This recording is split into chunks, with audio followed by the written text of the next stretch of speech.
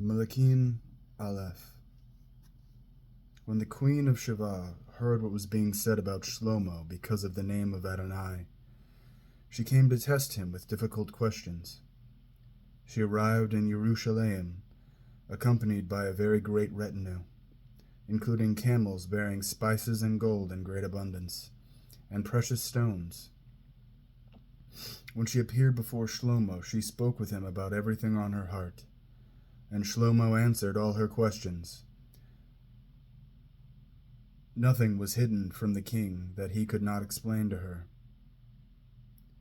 After the queen of Sheva had seen all Shlomo's wisdom, the palace he built, the food at his table, the manner of seating his officials, the manner in which his staff served him, how they were dressed, his personal servants, and his burnt offering, which he offered in the house of Adonai, it left her breathless. She said to the king, "What I heard in my own country about your deeds and your wisdom is true, but I couldn't believe the report until I came and saw for myself. Actually, they didn't tell me even the half of it. Your wisdom and prosperity surpass the reports I heard. How happy your people must be. How happy these servants of yours who are always here attending you and get to hear your wisdom. Blessed be Adonai your God, who took pleasure in you to put you on the throne of Isra'el. Because Adonai's eternal love for Isra'el, he has made you king to administer judgment and justice fairly." Then she gave the king 4 tons of gold, a huge amount of spices and precious stones. Never again did there arrive such an abundance of spices as those the queen of Sheva gave to King Shlomo. Hiram's fleet, which had brought gold from Ophir, now brought in from Ophir a large quantity of sandalwood and precious stones.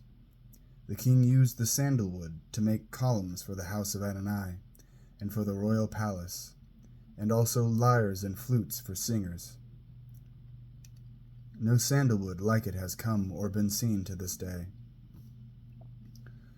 King Shlomo gave the queen of Sheva everything she wanted, whatever she asked, in addition to the presents he gave her on his own initiative. After this, she returned and went back to her own country, she and her servants. The weight of the gold Shlomo received annually came to 22 tons of gold, besides that which came from sales taxes, customs duties, and assessments collected by all the kings of the mixed peoples and by the district governors. King Shlomo made 200 large shields of hammered gold. 15 pounds of gold went into one shield. He made 300 more shields of hammered gold, with 3 3/4 pounds going into one shield. The king put these in the house of the Lebanon forest. The king also made a large throne of ivory and overlaid it with the finest gold. The throne had 6 steps, a back with a rounded top, arms on either side of the seat, 2 lions standing beside the arms, and 12 more lions standing on each side of the 6 steps. Nothing like it had ever been made in any kingdom.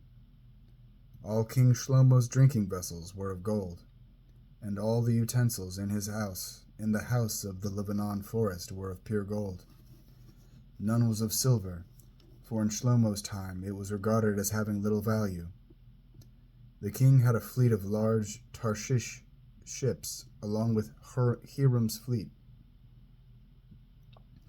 Once every 3 years, the Tarshish fleet came in, bringing gold, silver, ivory, apes, and peacocks. So King Shlomo surpassed all the kings on earth in both wealth and wisdom. All the earth sought to have an audience with Shlomo, in order to hear his wisdom, which God had put in his heart. Each one brought his present, articles of silver, articles of gold, clothing, armor, spices, horses, and mules. And this continued year after year. Shlomo amassed chariots and horsemen. He had 1,400 chariots and 12,000 horsemen. He assigned them to the chariot cities, and to the king in Yerushalayim. The king made silver in Yerushalayim as common as stones, and he made cedars as abundant as sycamore fig trees are in Shephelah. Shlomo's horses had been brought from Egypt and from Keveh, with the king's agents having bought them from the dealers in Keveh at the going price. A chariot from Egypt cost 15 pounds of silver shekels, and a horse 3 3/4 pounds of shekels. All the kings of the Hittim and the kings of Aram purchased them at these prices through Shlomo's agents.